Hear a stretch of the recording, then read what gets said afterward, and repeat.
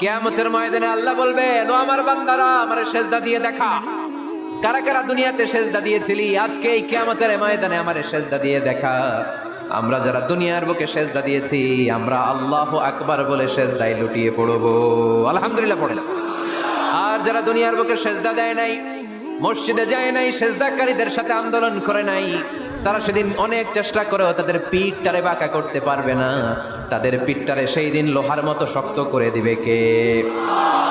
يوم يكشف عن ساق ويدعون إلى السجود فلا يستطيعون।